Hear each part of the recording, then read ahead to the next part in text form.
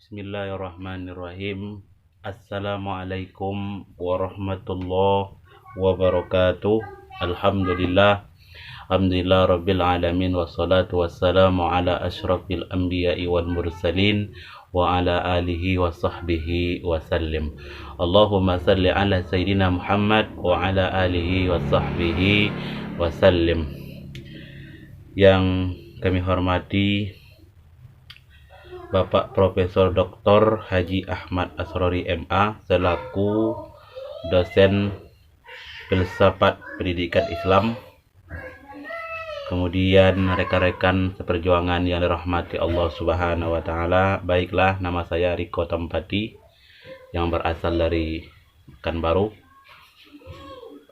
Di sini saya selaku mahasiswa manajemen pendidikan Islam pasca sarjana. Di sini saya akan menyampaikan,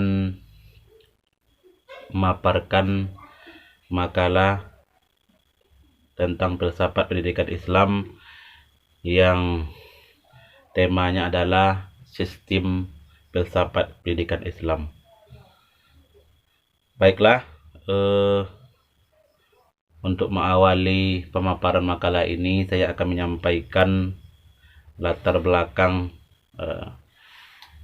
sesuai tema ini, yaitu tentang sistem filsafat pendidikan Islam, di mana dialektika pemikiran filsafat pendidikan Islam itu pada dasarnya dapat dilihat dari berbagai sisi dan dari berbagai sudut pandang yang berbeda-beda.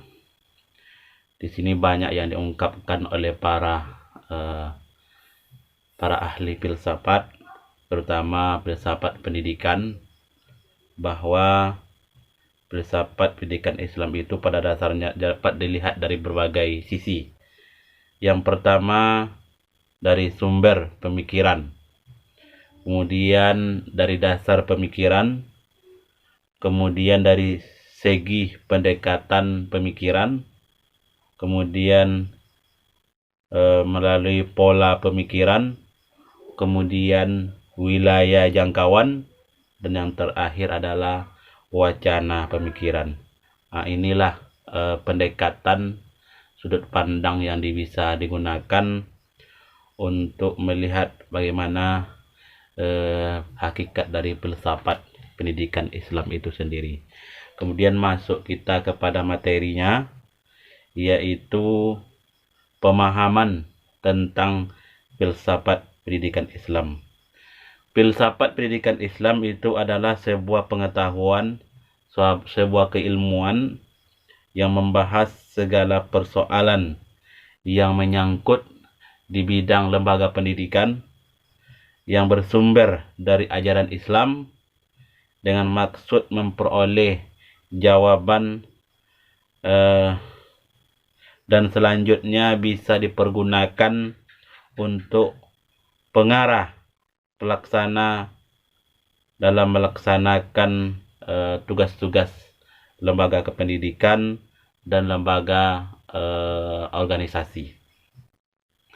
Kemudian konstruksi tipologi filsafat pendidikan Islam itu dapat dirumuskan dengan sebagai berikut. Yang pertama, konstruksi filosofis tipologi perennial essentialis Salafi. Itu yang pertama. Yang kedua, konstruksi filosofis tipologi perennial essentialis Mazhabi.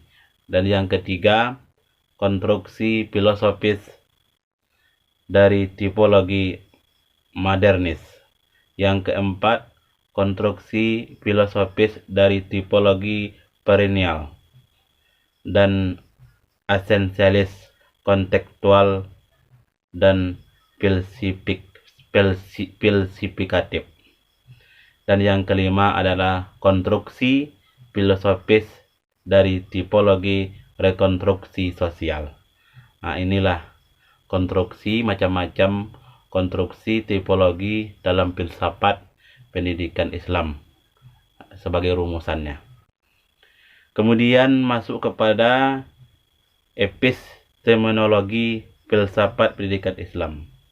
Secara budaya kita lihat bahwasanya manusia membuktikan bahwa kreativitas akal budi manusia telah memperbesar jarak manusia dengan makhluk yang lain. Artinya dasar pemikiran dari filsafat pendidikan Islam itu adalah berdasarkan adalah akal dan budi manusia yang sangat menentukan bagaimana mendasari pemikiran sebuah filosofis. Kemudian kita lanjutkan kepada materi yang terakhir. Poin yang terakhir adalah dasar ilmu filsafat pendidikan Islam. Yang pertama tentunya dasar filsafat pendidikan Islam itu adalah tentunya Al-Quran. Al-Quran adalah menjadi salah satu sumber dari segala ilmu pengetahuan termasuk filsafat pendidikan Islam. Yang kedua adalah sunnah atau hadis Nabi Muhammad SAW. Dan yang ketiga adalah ra'yu ataupun ijtihad para ilmuwan, para ulama. Itulah dasar dari filsafat pendidikan Islam yang menjadi dasari keilmuannya. Barangkali inilah pemaparan singkat dari makalah filsafat pendidikan Islam dengan tema sistem filsafat pendidikan Islam. Mudah-mudahan pemaparan ini bisa bermanfaat bagi kita semua, terutama bagi kami yang menyampaikannya.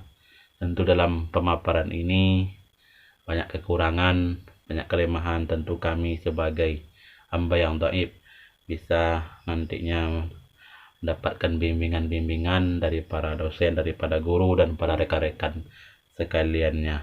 Demikian, terima kasih. Assalamualaikum warahmatullahi wabarakatuh.